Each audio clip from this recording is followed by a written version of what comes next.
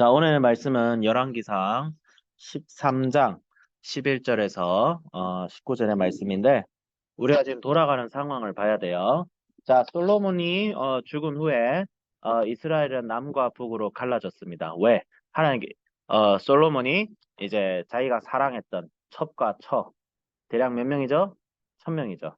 도대체 평생 동안 결혼만 하고 다닌 건지, 결혼식을 단체 결혼식을 해가지고 막 5명쯤 묶어서 결혼을 했는지 잘 모르겠어요. 1000명이면 순이 한 200개 정도 되잖아. 뭐 순장을 세웠는지 잘 모르겠지만 그랬는데 이방 여인들이었고, 어, 그 여인들을 통해서 솔로몬이 우상 숭배를 하게 됐습니다. 우상 숭배를 했다는 말은 뭐냐면 하나님을 버렸다든지 막 종교를 막 갈아타가지고 나 이제부터 불교 믿을래요. 이게 아니에요. 그건 아닌데 뭐냐면 하나님도 좋고 요것도 좋은 거야. 옛날에는 다신교 사회였어요. 요즘은 뭐 혹시 종교 중에 막 거기 힌두교 같은 거, 힌두교나 일본이나 이런 데 종교에 보면 신이 여러 개거든요. 예? 옛말에 다다익선이란 말 들어봤죠? 다다익선. 많으면 많을수록 좋다. 거기 마인드가 뭐냐면 신은 많이 섬길수록 좋은 거야. 왜? 요 신은 A 복을 한 이런 종류의 복을 줄 것이고 저런 신은 저런 종류의 복을 줄 것이고 그래가지고 막 공부의 신, 그 다음에 막 재물의 신, 출세의 신 따로 있어요. 선생님 중국 가서 봤어요. 도교 사원 갔는데 신들이 되게 많아. 그 중에 최고의 신은 관우예요. 관우. 돈의 신. 관우쌤 말고 그 장비 관우 장비 유비할 때 그 관우. 어. 아니 왜 삼국지의 관우가 돈의 신이 되는지 난 잘 모르겠는데 중요한 것은 이 북이스라엘의 여로보암이 자신의 정치적인 목적을 위해서 왜? 이스라엘 백성들이 원래 예배를 드리려면 제사를 지르려면 어디로 가야 돼요? 어디로 가야 돼? 이스라엘의 수도가 어디지? 예루살렘으로 가야 돼. 예루살렘. 남학생들 고개 들고 졸지 말고 예루살렘으로 가야 되는데 예루살렘에서 제사를 드리면 어떻게 되는 거예요? 계속 이 북이스라엘 백성들의 유다로 내려가야 되는 거야. 그래서 여로보암 왕은 고민에 빠졌죠. 야, 이거 어떡하냐. 얘들 남유다에 계속 가서 정 붙여가지고 나한테 반란 일으켜서 어? 나라를 뺏길 것 같은 거예요. 그래가지고 어떻게 된 거예요? 이스라엘 백성들이 예루살렘에서 제사를 드리는 것을 막기 위해서 뭐를 했죠? 베델에 금송아지 상을 세워놓고 야, 뭘 예루살렘까지 내려가나 피곤하게. 예루살렘은 좀 남쪽에 있어요. 야, 북이스라엘 사람들아 뭘 그렇게 힘들게 예루살렘까지 내려가서 예배 드리냐? 야, 여기 딱 여기서 예배 드려라. 여기 성전 멋있지? 여기 교회 크지? 삐까뻔쩍하지? 여기서 예배 드려라. 그런 거예요. 예, 금송아지. 삐까뻔쩍하죠? 여호와의 전은 다듬지 않은 돌로 쌓았다고 돼 있어요. 그러니까 하나님의 예배를 드리는 방식은 세상적으로 보면 굉장히 투박해 보여요. 굉장히 고리타분해 보여요. 그렇게 하지 말고 옛날에는 지금도 그렇지만 옛날에는 금송아지가 트렌드였어요. 트렌드. 신에 대해서 옛날 사람들은 이스라엘을 제외하면 다 우상 숭배를 했는데 금송아지는 신을 표현할 때 가장 복을 강조할 때 금송아지를 써요. 여러분 금송아지는 옛날에 농사 지을 때 어? 나중에 소가 되잖아요. 그렇죠? 금송아지가. 그러니까 소는 뭐예요? 농사 지을 때 필요한 도구이면서 또 고기도 주고. 그렇죠. 소는 버릴 게 하나도 없어요. 그렇기 때문에 소는 바로 불을 상징해요. 그러니까 금송아지를 통해서 이스라엘 백성들을 현혹한 거예요. 봐라. 야, 딱 섬기기 좋지 않냐. 우리 하나님 여호와를 우리가 원하는 대로 우리 마음이 가는 대로 섬기자. 그게 우상숭배. 그게 여로보암의 어, 엄청난 죄죠. 하나님의 말씀대로 하나님이 명하시는 대로 예배와 제사를 지내는 거룩한 백성이 돼야 되는데 금송아지를 거다 둬가지고 거다 분양하고 지 자신도 거기다 분양합니다.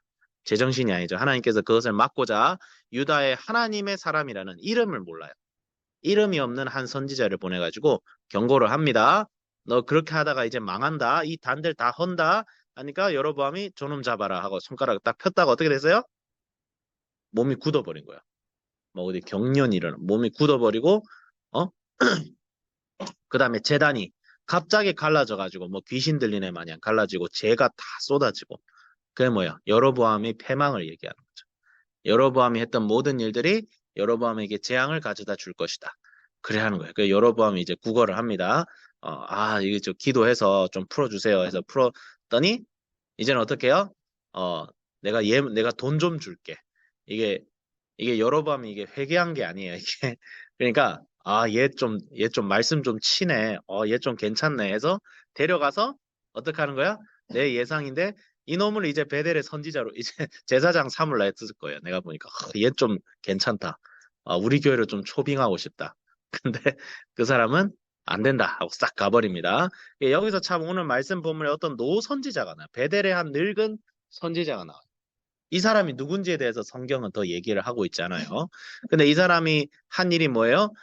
유다의 그 하나님의 사람한테 가가지고, 야, 같이, 우리 집에서 같이 밥 좀 먹자. 너 굉장히 피곤해 보인다. 그런데 하나님의 명령은 뭐예요? 어? 유다로 바로 와라. 떡도 먹지 말고, 물도 마시지 말고, 그 얼마나 고된 거리예요. 그렇죠? 옛날처럼 무슨 고속도로가 있어가지고 무슨 차로 1시간 왔다 갔다 하는 것도 아니고 걸어서 가야 되잖아요. 그렇죠? 예? 좀 넉넉히 잡아도 100, 그래도 한 100km 이상은 될 텐데 옛날엔 100km도 며칠 동안 걸어서 가야 되는 거리였어요. 엄청나게 먼 거리예요. 근데 왜 하나님께서 그런 명령을 내리는데 이유가 있겠죠. 예. 어? 사건의 이 북이스라엘 전체에 메시지를 전하는 게 있을 거예요. 하나님께서 지금 너희들의 그 금송아지 예배를 절대 좋게 보지 않는다. 이거 반드시 회개해야 된다. 그 메시지를 전하기 위해서 이 하나님의 사람에게 북이스라엘에선 떡도 마시지 말고 물도 먹지 마라. 이 말은 뭐예요? 한마디로 북이스라엘에 대해서 하나님께서 엄중히 경고를 하시겠다는 뜻이에요. 그래서 이 유다의 근데 이 노선지자가 거짓말을 때리는 거예요. 도대체 왜 거짓말을 했을까? 분명한 것은 이 노선지자가 하나님의 말씀을 중요하게 여겼다는 거예요? 아니면 가볍게 여겼다는 거예요? 가볍게 여겼다는 거예요. 그러면 저렇게 거짓말을 할 수가 없지. 네. 나중에 이 말씀 본문 뒤에 나오지만 이 하나님의 사람은 죽습니다. 예, 하나님의 사람은 하나님의 명령을 어겼다는 이유로 죽습니다. 이게 억울해 보일 수도 있어요. 이게 굉장히 선생님이 전에도 이 말씀을 읽은 적이 있는데 계속 생각이 되는 거예요. 아니 하나님 애를 그렇게 굶고 물도 안 마시고 떡도 못 먹게 하고 그렇게 다니게 하면 아니 피곤하지 않습니까? 사람 피곤해가지고 이렇게 되는데 왜 이렇게까지 하셨습니까? 근데 사람은 책임이란 게 있어요. 하나님께서는 우리가 순종할 만한 것에 순종을 하게 하십니다. 하나님의 사람은 하나님께서 주어진 책임이 있었던 거예요. 말씀에 대한 책임. 북이스라엘의 말씀을 선포하고 하나님께서 명령하신 대로 바로 왔어야 돼서 그래야 어떻게 되는 거예요? 아, 하나님의 사람이 전한 말씀이 진짜 하나님의 말씀인가 보구나. 저 하나님의 사람이 저렇게까지 할 정도면 우리가 정신 차려야겠다. 그 메시지를 북이스라엘에 전해야 되는데 어떻게 됐어요? 속아가지고 같이 떡을 먹고 물을 마시면 어떻게 되는 거야? 야, 저거 구라치네. 그렇게 될 수 있는 거예요. 하나님의 말씀이 경이 여김을 받는 거예요. 이건 굉장히 심각한 문제예요. 여러분, 그래서 우리의 신앙생활은 반드시 하나님의 말씀에 근거해서, 해야 됩니다. 오늘날 우리에게는 쓰여진 성경 말씀이 있죠. 근데 많은 사람들이 이 성경 말씀을, 노선지자는 좋은 의도로 그 얘기를 했다. 의도를 몰라요. 이 노선지자가 뭐 미혹하는 사람이었다. 그리고 하필 베델에 사는 사람이잖아. 베델은 뭐예요? 금송아지 숭배의 중심지잖아요. 그래서 이 선지자는 이 금송아지를 숭배하는 선지자였을 것이다. 거짓 선지자였을 것이다. 이런 추측도 나와요. 근데 그거는 몰라요. 성경 말씀에는 거기에 대해서 확실하게 답을 하는 건 없습니다. 근데 중요한 것은 뭐예요? 말씀을 말씀대로 받아들이지 않는 신앙생활은 의미가 없다. 예. 아무리 좋은 의도로.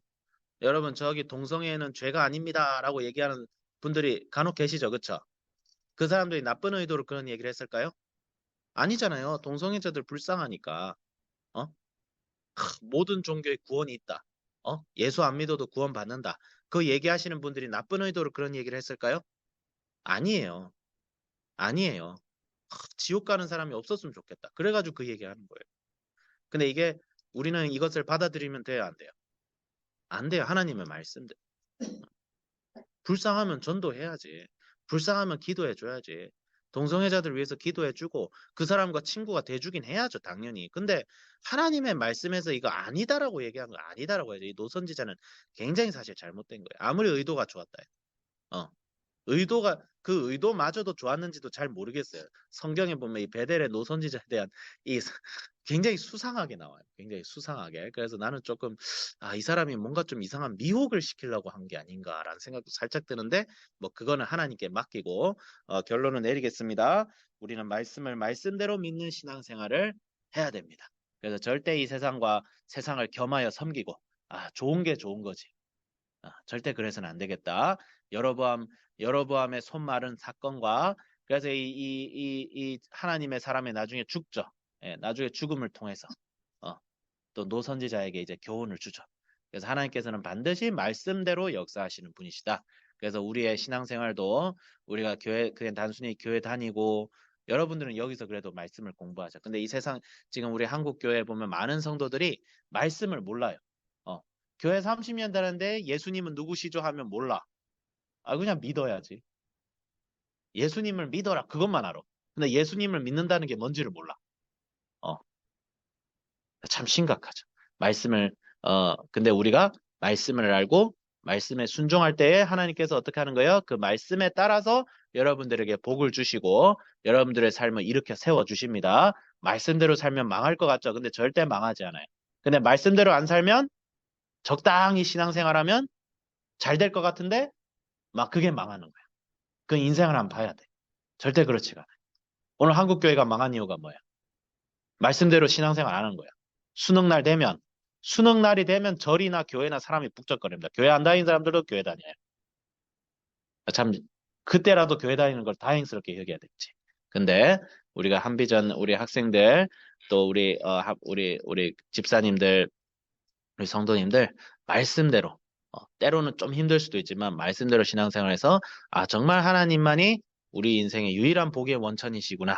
그것을 우리가 경험하고 저부터 이 노선지자처럼 되지 않도록 꼭 주의해야겠다라고 적용했습니다. 자, 기도하겠습니다. 하나님 아버지 감사드립니다. 오늘날 우리에게 말씀을 허락하여 주심을 감사드립니다.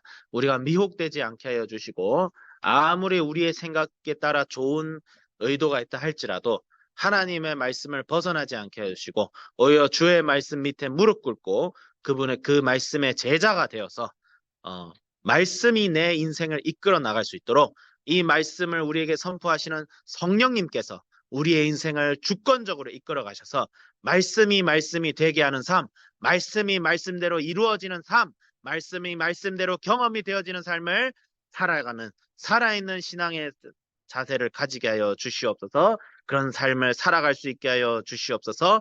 감사드리며 우리 주 예수 그리스도의 이름으로 기도드립니다. 아멘.